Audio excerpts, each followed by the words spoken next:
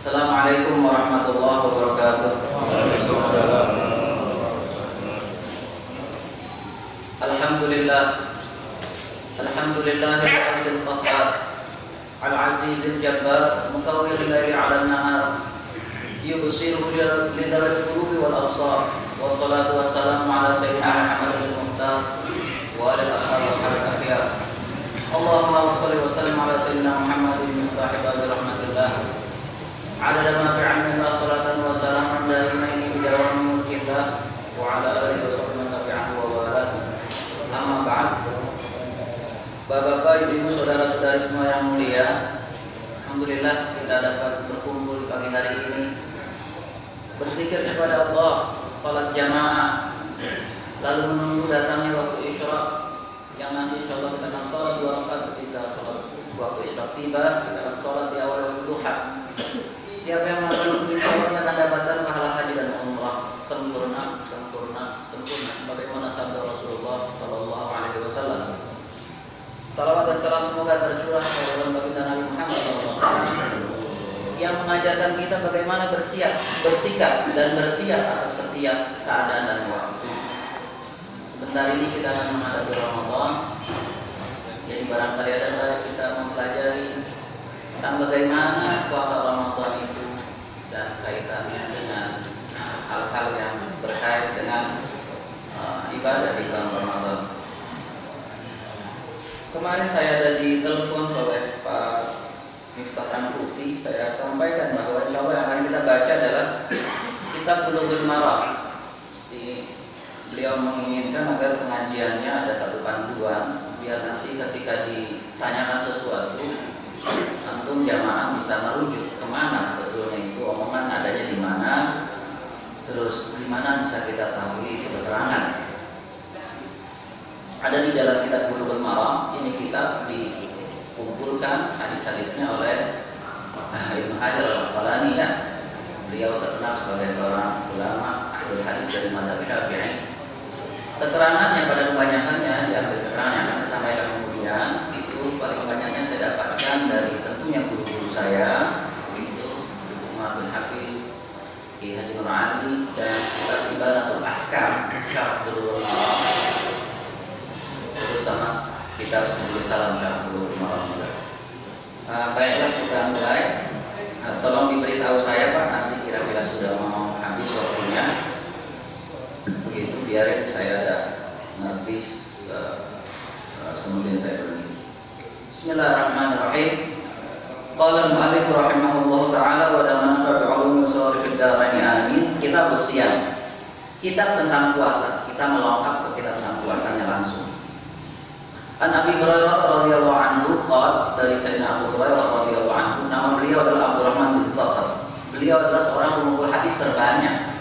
Jadi hadis yang dikumpulkan oleh beliau ini adalah hadis yang terbanyak. Kalau dikatakan Abdurrahman bin Sakhr ini, Sayyidina Abu Hurairah orang yang masuk Islam lebih belakangan, berasal dari Yaman, dan dia bagaimana mungkin untuk bisa mendapatkan hadis yang lebih banyak dari sahabat-sahabat yang masuk Islam lebih dahulu?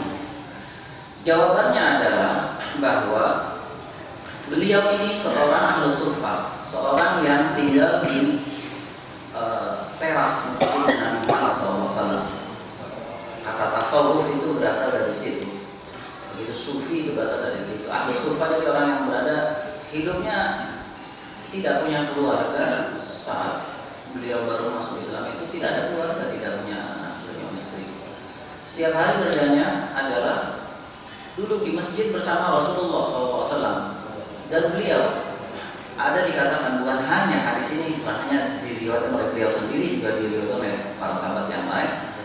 Beliau pernah didoakan oleh baginda Nabi SAW, dipegang dadanya dan didoakan oleh Nabi bahwa apa yang pernah ia dengar tidak akan pernah ia lupa. Jadi ini orang memang wajar kalau dia mendapatkan banyak hadis, karena memang Allah jaga apa yang dia dengar dari baginda Nabi Muhammad SAW, ingatannya. Dan yang kedua, memang beliau tidak punya aktivitas yang lain selain daripada mengaji, kalau bahasa orang kita sekarang. Qala Rasulullah SAW, bersabda Rasulullah SAW, la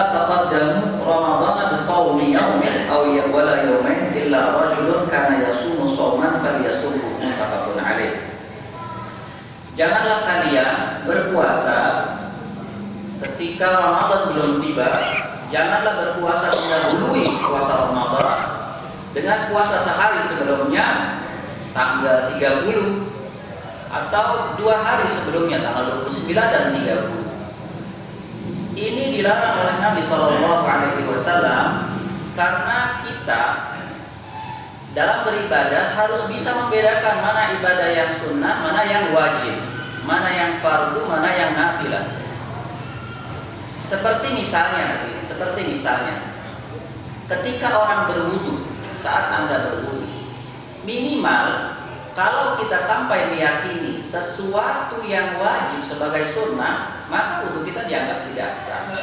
Karena berarti kita tidak mampu membedakan, memilah mana yang wajib, mana yang sunnah. Kalau saya tidak hafal mana yang sunnah, paling tidak saya tidak meyakini bahwa yang wajib itu sebagai sunnah.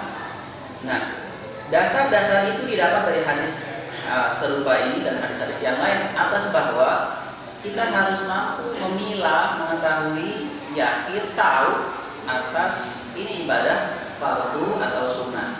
Pada ibadah yang fardu itu harus disebut kefarduannya. Misalnya pada puasa Ramadan itu harus dikatakan nawaitu shauma Ramadan atau nawaitu shauma ghadin an adai fardhi, sebut fardunya. Usolli fardal asri, sebut fardunya. Kenapa fardu itu harus disebut pada ibadah yang wajib? Untuk memilahnya dari yang sunnah.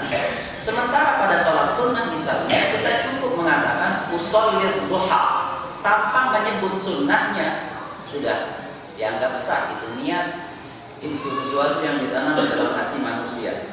Hukumnya apa? Puasa sehari sebelum Ramadan, atau disebut juga dalam hadis yang selanjutnya sebagai hari Syak. Hadis yang pertama ini hadis muttafaq alaih.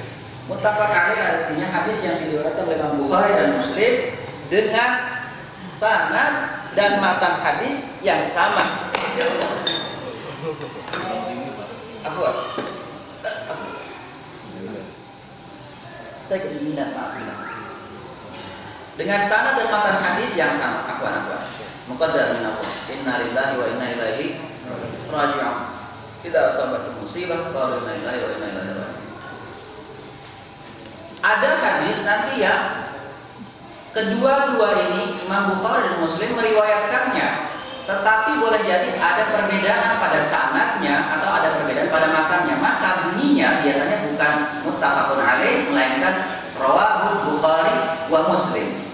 Itu perbedaannya. Ketika disebut muttafaq alaih berarti sama persis teks hadisnya, matan hadisnya dengan sanad yang digunakan oleh kedua orang ini. Karena di atas mereka ilmunya sampai dengan sahabat dan sampai Nabi Muhammad SAW. Demikian.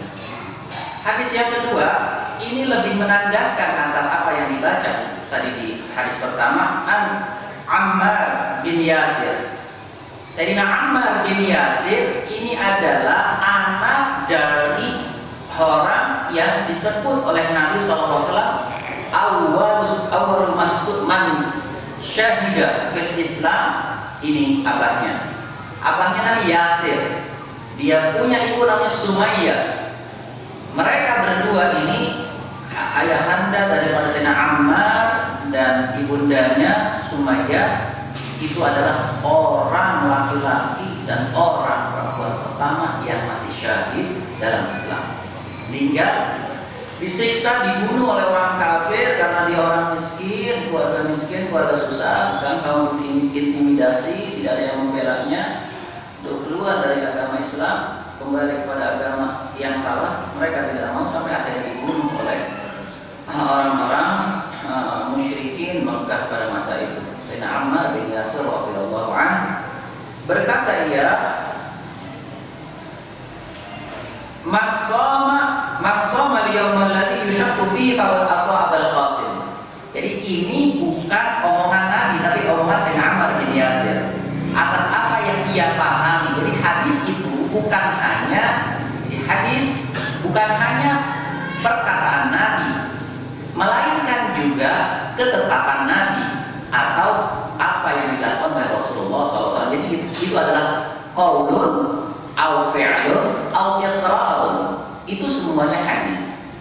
Jadi walaupun kata-kata ini teksnya bukanlah Nabi yang mengatakannya, man shoma yauman ladzi yushakku fihi faqad ashabal qasim, itu bukanlah Nabi yang mengatakan, melainkan adalah Sayyidina Ammar, seorang sahabat yang mulia yang agung. Tetapi itu merujuk kepada sesuatu yang disampaikan oleh Rasulullah dalam perkataannya atau ketetapannya, atau yang dia lihat dari apa yang dilakukan Nabi Muhammad SAW.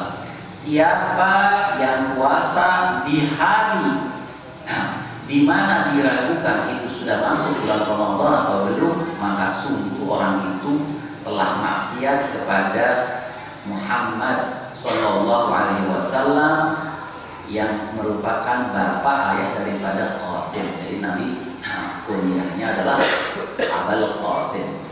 Jadi orang kalau dia namanya Muhammad dalam mazhab Syafi'i dan yang lain dikatakan, kalau ada orang bernama Muhammad lalu dikunyahi dengan Abul Qasim, hukumnya paling sedikit makruh. Bahkan yang adalah larangan yang keras, nggak boleh dikunyahi dengan Abul Qasim itu orang. Jadi kalau dia namanya Muhammad, tapi kalau tidak namanya Muhammad tidak mengapa. Begitu Dzakarahu Al-Bukhari ta'liqan. Ini hadis disebut oleh Imam Bukhari pada ta'liq beliau. Wa wasalahu al-khamsah wa sahih Ibnu Huzaimah wa Ibnu Hibban. Hadis ini adalah sebuah hadis yang mausul, artinya sampai ke sahabat tadi itu yang merupakan sesuatu yang dia pahami dari apa yang disampaikan Rasulullah SAW. Hadis ini terdapat di dalam 5 kitab hadis utama, yaitu Abu Dawud, Al-Khamsah itu berarti Abu Dawud, Tirmidzi, Nasai, Ibnu Majah dan Imam Ahmad.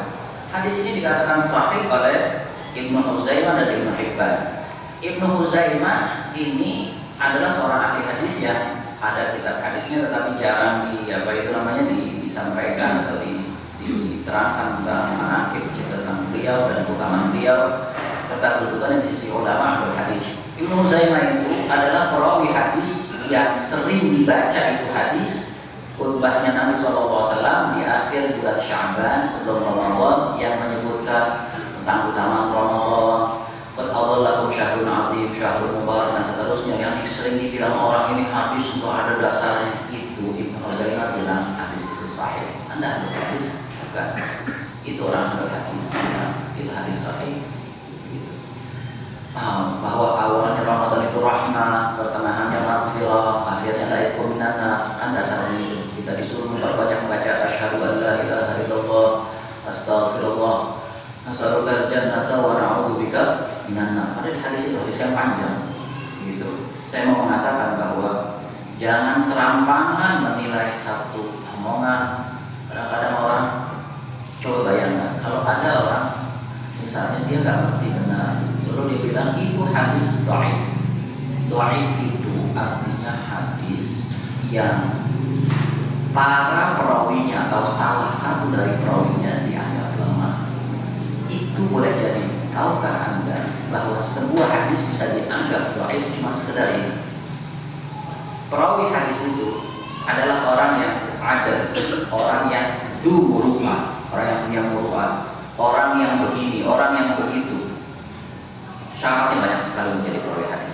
Kalau ada satu perawi hadis, satu masa yang merawikan hadis ini, dia sudah meriwayatkan hadis. Satu masa ia keluar tanpa menggunakan kopiah. Ya keluar dari rumahnya dan pakai kopiah, hadisnya serta merta apa yang kita katakan dhaif. Siapa dari kita yang sekarang menjaga dirinya untuk selalu menggunakan kopiah kemana dia pergi? Kita kalau ngomong nggak bisa dipakai. Kalau orang itu pernah terlihat makan sambil berdiri, minum sambil berdiri, makan di apa itu namanya di warung, itu riwayat hadisnya langsung dhaif. Siapa dari kita yang begitu kok beraninya orang yang dianggap dhaif itu 1000 kali lebih baik dari kita, 1000 kali lebih baik dari kita.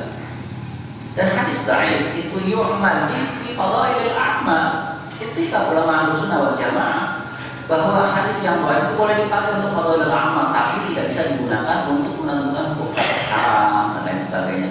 Yang tidak boleh digunakan hadis maudhu', sebuah hadis yang bukan omongan Nabi.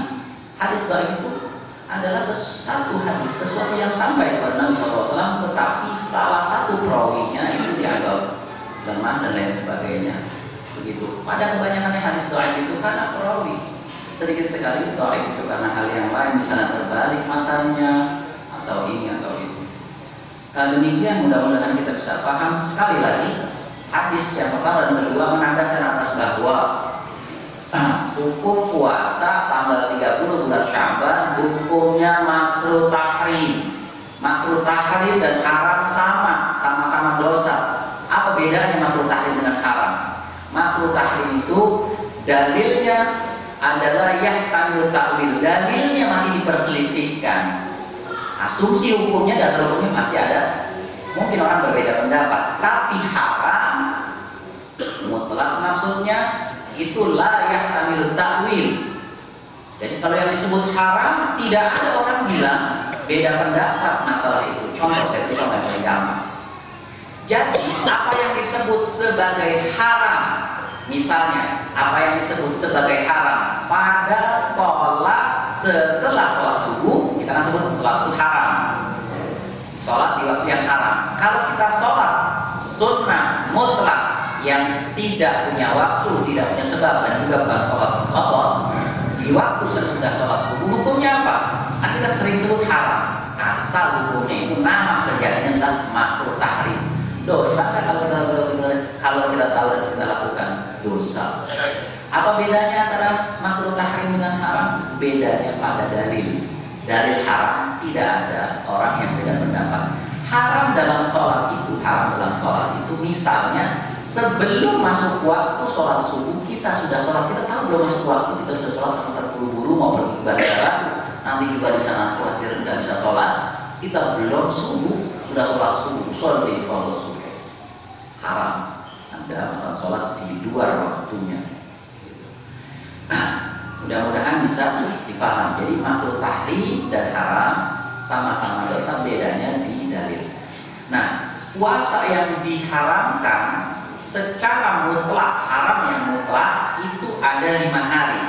Puasa Idul Fitri, Idul Adha, 3 hari tasyrik. Idul Fitri tanggal 1 Syawal, Idul Adha tanggal 10 Dzulhijjah, hari tasyrik 11, 12, 13, 5 hari. Ini haram mutlak karena dalilnya la yahtamil ta'wil. Hadisnya sahih, tidak ada perbedaan. Tidak ada orang berbeda di situ. Tidak mempunyai pemahaman atau tarikan kesimpulan yang bisa dipahami secara berbeda. Sementara puasa hari Syak tanggal 30 bulan Sya'ban hukumnya makruh tahrim. Jangan dilakukan, nggak boleh kita lakukan sebelum kita yakin Ramadan masuk.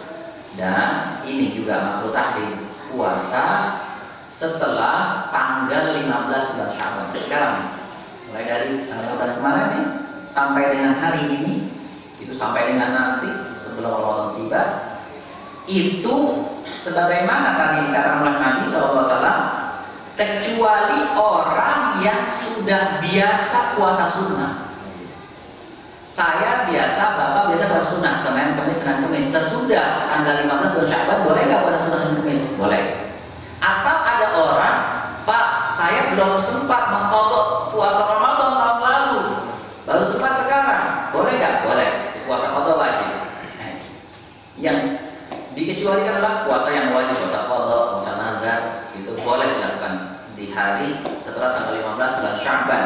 Terus apa itu namanya, puasa yang sunnah yang biasa dilakukan oleh seseorang, atau yang menyambung puasa sebelum sudah tanggal 15 dengan puasa sebelum tanggal 15. Jadi tanggal 14 ini udah puasa, tanggal 14 itu puasa, lalu 15, lalu 16 boleh diterusin. Tapi kalau tidak pernah puasa Senin Kamis, sebelumnya juga dia nggak puasa sunnah sebelum tanggal 15 itu, juga ini bukan qadha, puasa sunnah saja. Nah, dia pikir ya biar training, biar melatih dirinya besok agak kaget puasa. Buat orang ini hukumnya makruh tahrim, dosa artinya. Dosa nggak boleh dilakukan. Apa dalilnya? Dalilnya tidak disebut. Saya sudah lihat di sini di dalam kitab Bulughul Maram tidak ada. Itu ada pada Sunan Imam Tirmidzi, ada di dalam banyak kitab termasuk Majmu' Syarah Muhadzab Imam Nawawi bilang hadis itu sahih. Imam Tirmidzi bilang hadisnya hasan sahih. Bunyinya hadis itu riwayat Ibnu Abbas dan yang lain. Nabi idzan tasafa Sya'ban, apabila setelah sampai total bulan Sya'ban fala siyama, maka tidak boleh puasa hatta yakuna Ramadan, sampai datang bulan Ramadan. Ada hadis yang lain bunyinya naha Rasulullah sallallahu alaihi wasallam an shaumi an-nisfil akhir min Sya'ban. Nabi melarang, ilmu sahabat, Nabi melarang kita puasa pada setengah yang terakhir daripada bulan Sya'ban. Ketentuan datangnya Ramadan itu jadi kapan? Tapi ini sekarang bagaimana, orang beda pendapat nih Pak. Ramadan itu ada yang bilang sudah ngasih tahu dari jauh-jauh hari, tanggal 28 atau tanggal berapa. Sementara sebagian baru mau lihat bulan, tunggu ketetapan dari pemerintah. Ditetapkannya bulan Ramadan, tanggal 1 Ramadan itu bisa dengan 5 keadaan. Satu, sempurnanya bulan Sya'ban 30 hari. Kalau bulan Sya'ban sudah 30 hari, pasti hari sesudahnya 1 Ramadan. Begitu pula atau Syawal. Kalau Ramadan sudah 30 hari, hari sesudahnya pasti bulan Syawal atau Syawal. Begitu. Hari itu dimulai dari maghrib, tanggal 5 dari maghrib. Yang kedua adalah dilihatnya bulan pada tanggal 29 Sya'ban atau 29 Ramadan atas adanya hilal bulan Ramadan atau hilal bulan Syawal kelihatan, itu maka puasa 2. Nanti ada hadisnya. Yang ketiga adalah ditetapkannya oleh pemerintah. Jadi pemerintah menetapkan tanggal sekian bulan Ramadan, itu juga bisa jadi ketetapan bulan Ramadan. Atau dengan ijtihad seperti orang menggunakan ilmu hisab seperti Muhammadiyah, itu juga bisa. Tapi ijtihad tidak mengikat. Ijtihad itu tidak boleh dia dikatakan sebagai sebuah fatwa. Dia boleh digunakan untuk orang yang berijtihad saja atau orang yang percaya atas ijtihad itu. Yang lain begitu tidak terikat dengan hasil ijtihad. Demikian. Selanjutnya, tadi sudah Pak waktunya? Saya udah kan dulu habisnya. Gimana Bapak-bapak saya kan? Ini kemakan kagak ya? Apalagi saya ngomong agak panjangan ini. Terlalu detail kayaknya mau kayak begini. Kalau ngaji kayak begini para buku, saya khawatir Pak meranginnya itu banget, bahasa-bahasa benar yang dikatakan. Saya terusin nih. Wa Ibnu Umar, dari Sayyidina Abdullah bin Umar, ini juga seorang pengumpul hadis yang paling banyak ya. Sayyidina Ammar bin Yasir yang tadi itu sedikit hadisnya, yang ini termasuk al-mukhtirin di riwayat hadis adalah Sayyidina Abdullah bin Umar. Abdullah bin Umar itu ada 7 orang di masa Nabi SAW, sahabat yang bernama Abdullah, yang semuanya adalah orang-orang yang alim, orang yang penghafal Quran, banyak riwayat hadis dan lain sebagainya, dan rujukan dalam banyak hukum oleh para sahabat. Abdullah bin Umar, Abdullah bin Abbas, Abdullah bin Mas'ud dan yang lain. Semoga Allah meridhai keduanya, beliau Abdullah dan Umar, abahnya Umar bin Khattab. Sami'tu Rasulullah SAW, aku mendengar Rasulullah SAW yaqul, bersabda, ini omongan Nabi. Idza ra'aitumuhu fasumuhu wa idza ra'aitumuhu fa'tiru. Kalau kamu melihat hilal, puasa. Kalau kamu melihat hilal, buka. Dia tentuin 1 Syawal. Inilah alasan NU dan apa itu namanya organisasi Islam yang lain yang mengatakan bahwa penentuan awal Ramadan harus dengan ru'yah, harus dilihat. Kalau nggak dilihat nggak bisa. Hadisnya sahih, tidak bisa bermakna lain.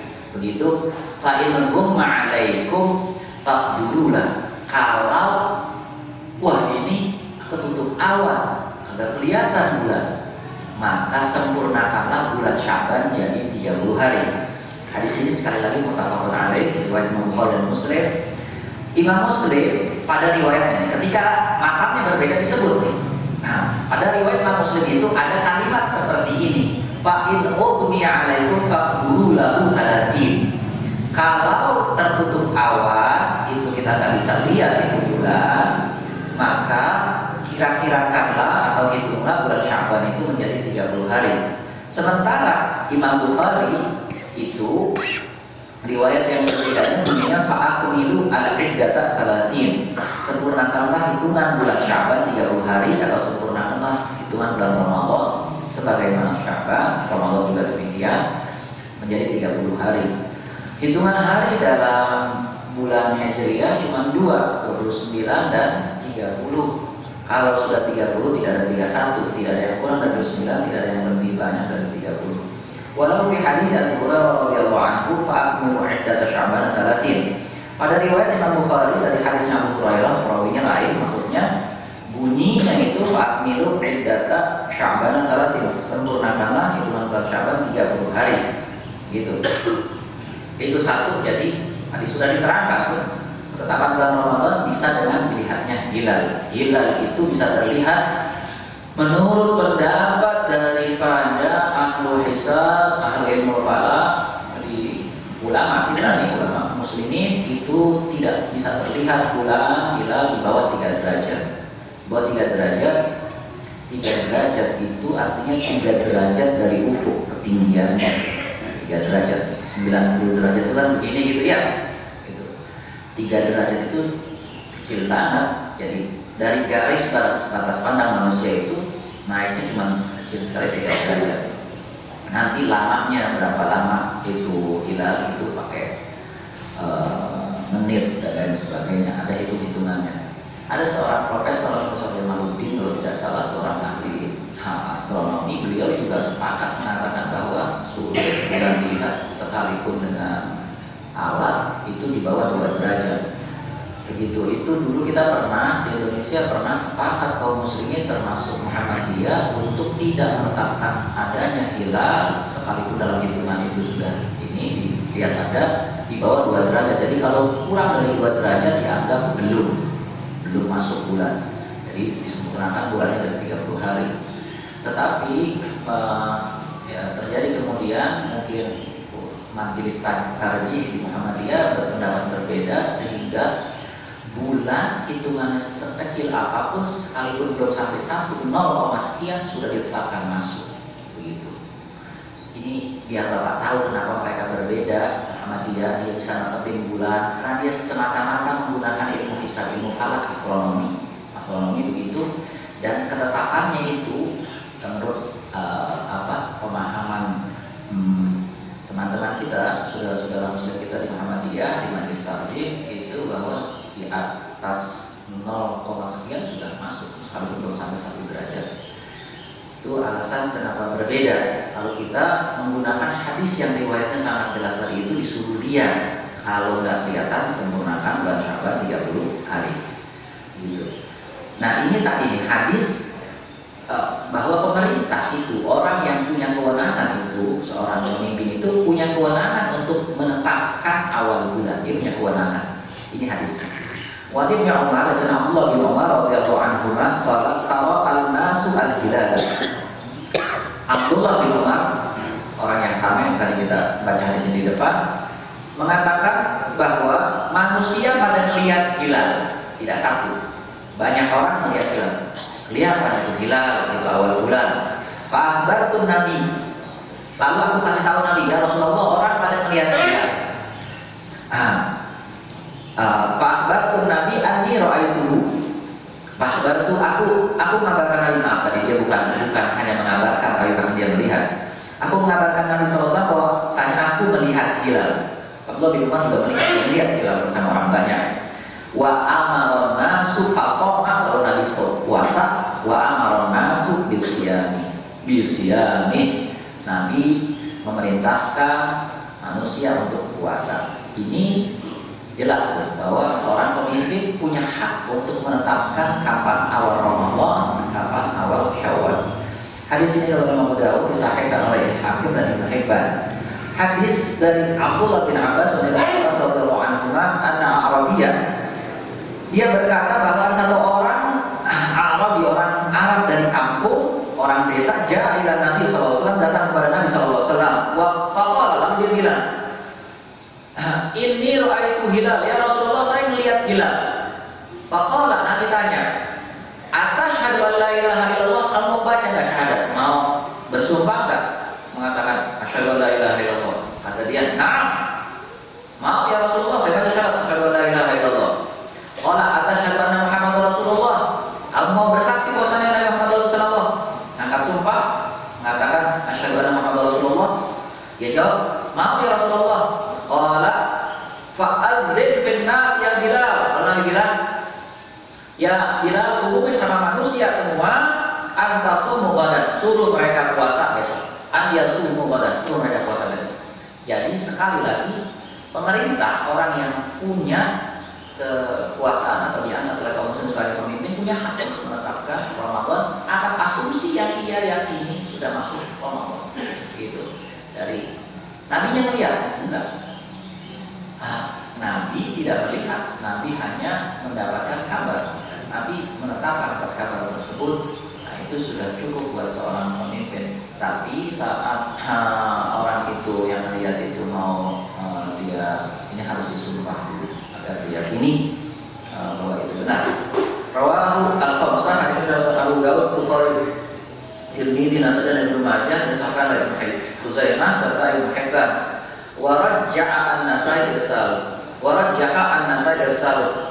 Hadis ini kata Imam Nasai hadisnya mursal. Hadisnya mursal. Wa an Hafsah ummul mukminin, satu lagi hadisnya saya baca ini buat kita tahu. Wa an Hafsah ummul mukminin dan Sayyidah Hafsah ummul mukminin, anna Nabi sallallahu alaihi wasallam bahwasanya Nabi sallallahu alaihi wasallam bersabda, "Man lam yubayyit siyam fala qabla al-fajr fala siyamalah." Siapa yang gak niat puasa Ramadan, puasa wajib di malam hari, gak niat dia, begitu maka puasanya kagak dihitung. Rukun puasa ada dua, satu niat, yang kedua imsak. Puasa wajib seperti Ramadan, seperti puasa qadha, seperti puasa nadar, itu harus niatnya dilakukan sebelum fajar. Di malam, mulai dari malam itu bermula dari maghrib sampai dengan sebelum subuh harus diniati. Dan dia harus nyebut fardunya. Nawaitu shoma Ramadan fardhon atau nawaitu shoma ghadin. Ada fardhi syahr Ramadan atau kalimat seperti apa, yang penting bahasa Indonesia atau bahasa apapun dia mengatakan bahwa saya niat puasa bulan Ramadan fardu, begitu. Ini hadis sahih menurut sebagian ulama ahlul hadis. Walid Darul-Qutni, Imam Darul-Qutni seorang perawi hadis, pengumpul hadis, mengatakan la siyama, ada riwayat pada beliau yang mengatakan dari Nabi SAW, la siyama liman lam yafridhu minal lail. Tidak dihitung puasa orang yang tidak mengatakan yafridhu, mengatakan niat fardunya di malam hari. Ada puasa wajib harus disebut fardunya. Begitu. Sementara puasa sunnah, saya tidak baca hadisnya ya, ada hadisnya selanjutnya bisa dibaca dalam kitab Bulughul Maram, hadis kita tentang puasa. Kalau puasa sunnah niatnya boleh sebelum zuhur. Ada hadis di situ Nabi datang ke rumah Siti Aisyah, lalu Nabi tanya, "Aisyah, ada makanan kagak yang mau dimakan?" Kata Siti Aisyah, "Enggak ada ya Rasulullah." Kalau gitu saya puasa. Jadi niat puasanya udah pagi. Tapi sebelum zuhur dan sebelum makan apa-apa. Kalau udah sarapan nasi uduk gitu sebungkus, ngopi segelas, kalau mau niat puasa sunnah, ya boleh. Puasa sunnah boleh niatnya sebelum zuhur. Yang penting belum lakukan sesuatu yang membatalkan puasa. Terus apa itu namanya? Ada hadis juga di situ. Saya sampaikan saja artinya supaya cepat. Dan Sayyidina Aisyah juga, Nabi satu masa datang ke rumah Siti Aisyah, lalu Nabi dikabari oleh Siti Aisyah, "Ya Rasulullah, kemarin kan Nabi mau makan, gak ada makanan, lalu puasa." Pada saat kedatangan yang selanjutnya, Nabi dikabari oleh Siti Aisyah, "Ya Rasulullah, kita dapat hadiah satu paha kambing, artinya makanan yang enak." Kata Nabi, "Bawa kemari." Lalu Nabi makan. Lalu Nabi bilang, "Tadi sebelumnya saya berpuasa." Jadi niatnya dia puasa. Jadi hari itu sebetulnya Nabi niat puasa sunnah. Lalu beliau batalkan karena disediakan makanan oleh Siti Aisyah. Dari hadis ini, isinya sahih bisa dilihat ya.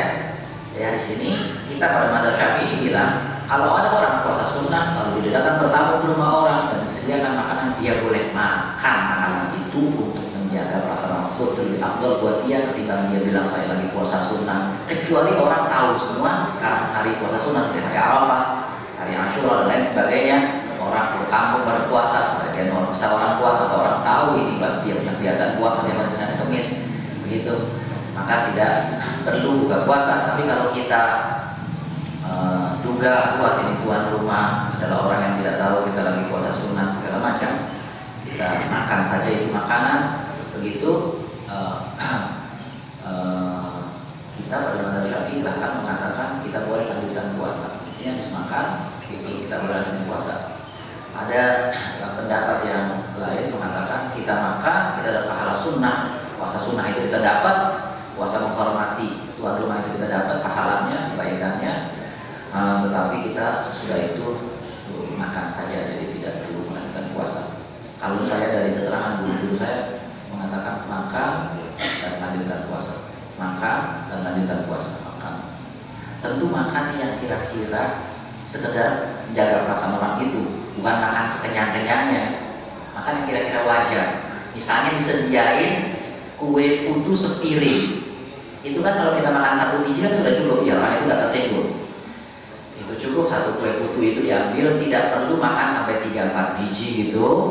Itu sudah begitu, sudah bukan karena dorongannya, dapetnya, motivasinya bukan khawatir menjaga perasaan saudara muslimnya, tetapi melainkan adalah untuk memenuhi hawa nafsunya, keinginannya.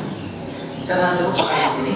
Kalau yang mau nanya silahkan. Begitu tentang puasa lebih bagus jangan puasa man. Jadi dikatakan wa kullu man bi ghairi ilmin ya'malu 'amaluhu mardudatun la tuqbalu. Orang yang beramal enggak pakai ilmu, amalnya enggak diterima oleh Allah Subhanahu wa taala. Tanya para sahabat bilang, kalau saya datang ke kampung, kalau saya nyampaikan agama, orang yang tanya, saya nggak mau datang kampung itu, orang itu nggak ada yang peduli sama agama. Buktinya diterangin agama mereka nggak ada sesuatu yang ditanyakan atau dia merasa sesuatu yang perlu dia tahu. Ini nggak perlu dia. Wah, bertanya saudara, Bapak. Ya mungkin isyarat yang melalui lewat benar-benar sedikit ya, juga isyarat kita ini karena kita lagi sholat di lawakan ya. Sholat di jam berapa? Kita sholatnya bisa nanti sekalian aja. Bisa sholat mana? Enggak, takutnya kan lewat sekali mau sholat, jadi isyarat sudah. Udah waktu isyarat kira-kira insyaallah. Belum rasanya. Mungkin satu ada pertanyaan kali yang pertanyaan ya boleh. Jadi kita pas langsung isyarat kita langsung sholat di lawakan karena kalau kita langsung belum masuk waktu isyarat. Iya. Isyraq itu sekedar nambahkan ya, itu pada kebanyakannya Pak, itu 1,5 jam dari waktu subuh hitungannya. Hampir rata, bisa dilihat di jadwal, bisa dilihat apa itu namanya di dalam panduan puasa lokal gitu ya. Biasanya menjelang Ramadan itu kita banyak yang sering kirim broadcast message atau SMS gitu, maaf-maafan, kira-kira gimana? Minta maaf itu setiap saat disuruh ya, minta maaf sama manusia, mohon ampun kepada Allah, minta maaf kepada Allah, sesuatu yang disuruh sejatinya setiap saat. Kalau dilakukan sebelum Ramadan sejatinya lebih tepat. Karena kalau kita ibadah kepada Allah gitu ya, puasa, sholat malam, baca Quran, sementara kita punya salah sama manusia, bukankah ibadah hadis, keterangan, dan sebagainya, bukankah ibadah kita akan digantung, artinya tidak akan diterima. Jadi sebelum selesai urusan kita sama manusia, jadi kita mau menyelesaikan urusan kita sama manusia. Singkatnya begini Pak, ini ajaran nih, tolong diingat. Di bulan Sya'ban ini, di akhir bulan Sya'ban, satu, gugurkan dari diri kita hak-hak manusia, baik itu kesalahan, omongan atau minta maaf. Yang kedua, sampaikan kepada orang yang mungkin saya berhutang kepadanya, dia berhutang kepada saya untuk misalnya kalau saya belum sanggup bayar, kita bilang Pak, saya belum sanggup bayar, minta maaf, udah mau Ramadan, tolong jangan ditagih mau puasa. Yang ketiga adalah persiapannya atas apa yang akan dia hadapi dari sebuah ibadah. Kayak orang mau pergi haji, dia kan persiapan, dia mesti belajar manasik, dia mesti tahu ini, dia tahu itu. Ramadan mestinya orang tahu apa sih yang bagaimana? Jadi kalau ditanya hukumnya bagaimana, saya rasa baik, Pak. Itu saya rasa baik, itu sesuatu yang baik, asal jangan jadi basa-basi. Akhirnya orang pada ngirim itu SMS, itu pesan di WhatsApp, di mana tempat, dibaca pun tidak kadang-kadang, jadi karena kebanyakan over ini itu jadi ya telepon barangkali datang lebih bagus, telepon barangkali datang lebih bagus. Allah a'lam. Maksud saya jangan mintanya basa-basi. Aku kan nyuruh untuk kita minta maaf dan maafkan ya. Wal kadhimina al-ghayza wal 'afina 'anil nas. Yang menahan marahnya dan orang yang memaafkan manusia. Saya rasa cukup. Ada lagi? Tafadhol, silakan. Waalaikumsalam warahmatullahi. Mau nanya tentang Fidyah. Ini gimana caranya, terus takarannya, sama kalau misalnya orang hamil tuh boleh nggak sih kalau nggak puasa bulan Ramadan? Saya jawab dari yang terakhir. Orang yang hamil dan menyusui boleh tidak puasa di bulan Ramadan demi menjaga kesehatan dirinya atau dia menjaga kesehatan anaknya. Dia boleh nggak puasa, tapi wajib, sekali lagi dia tetap wajib mengqadha. Tidak cukup diganti dengan fidyah. Fidyah itu tidak bisa menggantikan puasa Ramadan kecuali untuk 2 orang. Fidyah tidak bisa menggantikan puasa Ramadan kecuali 2 orang. Satu untuk orang yang tua renta yang sudah tidak kuat lagi untuk puasa. Kalau tahun ini sudah tua, tahun besok pasti lebih tua, pasti lebih tidak kuat puasa. Yang kedua untuk orang sakit yang sakit sedemikian parah yang setiap saat terus bertambah parah penyakitnya yang sudah tidak mungkin mengkodok. Jadi 2 orang ini saja yang boleh ganti puasa yang dia tinggalkan dari puasa Ramadan dengan langsung bayar fidyah. Fidyah itu artinya mengganti dari sebuah ibadah atau denda dari sebuah ibadah. Fidyah untuk puasa itu sejatinya pada hadis-hadis sahih bisa dilihat di dalam kitab Bulughul Maram, maka itu cuma 1 mud. 1 mud itu 1 genggaman. Kalau kita ngambil gandum, ambil beras sepenuh yang ada di tangan kita itu 1 mud. Hitungan apa itu namanya yang kita gunakan hari ini kurang lebih adalah 0,85 liter, asalnya 1 liter. 1 mud itu 1 liter beras. Setiap hari yang kita tinggalkan kita ganti dengan seliter beras. Ini pendapat terbanyak dalam mazhab Ahlussunnah wal Jamaah. Ahlussunnah wal Jamaah yang 4 tadi. Ada pendapat Imam Hanafi bilang, beberapa muridnya mengatakan pengganti fidyah pengganti puasa itu bukan sekedar 1 mud makanan pokok 1 liter beras atau makanan pokok yang lain, tetapi kecukupan makan 1 hari. Cukupan makan 1 hari. Orang untuk makan itu perlu beras, perlu lauk, berapa dulu itu 1 hari? 3 kali makannya. Itu sehari sekali makan berapa? Kali 3, segitu. Ini pendapat yang paling banyaknya nih, maksimal sekian, minimal sekian. Pakai yang minimal juga tidak apa-apa. Yang minimalnya dasarnya habis. Ya lah kita gimana habis sekian. Segitu kira-kira cukup jawaban?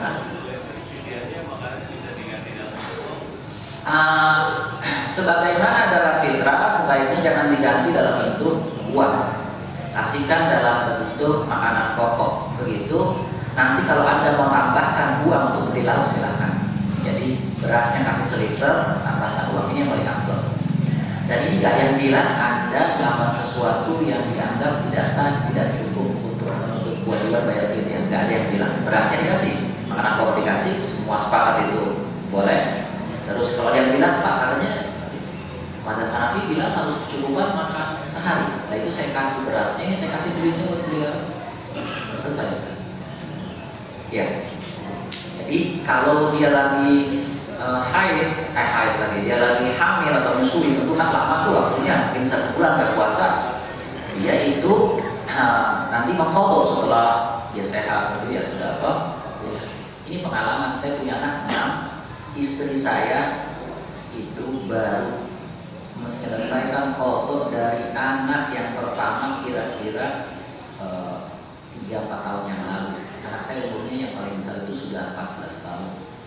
Jadi qadha itu masih dihitung, kita hitung gitu, baru selesai 3-4 tahun yang lalu kalau ini. Karena habis melahirkan sudah lama menyusui lagi dan seterusnya. Itu kan ya, cara tadi kok begitu. Mohon doanya ya, Isra masuk 6 lewat 10 menit. 6 lewat 1 menit. Doanya Doa. Bismillahirrahmanirrahim. Alhamdulillahirabbil alamin. Hamdan yuwafi ni'amahu wa yukafi masidah. Ya Rabbana lakal hamdu kama yanbaghi li jalali wajhikal karim wa 'azimi sultanik. Allahumma hdina fi hudak waj'alna mimman sarrafa ridha wa la tu'rinna waliyan siwak wa la taj'alna mimman khalafa amraka wa 'asrak wa hasbunallahu wa ni'mal wakeel. Wa la hawla wa la quwwata illa billahil 'aliyyil 'azim. Ya Ghani ya Hamid ya Rahim ya Wadud ya Mubin ya Mu'id arina bi halal dan haram wa tu'anna ma asrafta ila man siwak. Allahumma barik lana fi Sya'ban. Allahumma barik lana fi Sya'ban. Allahumma barik lana fi Sya'ban wa ballighna Ramadan wa 'inna 'ala siyam wal qiyam wa tafsirul Qur'an. Rabbana atina fid dunya hasanah wa fil akhirati hasanah wa qina adzabannar. Sallallahu alaihi wa sallam Muhammadin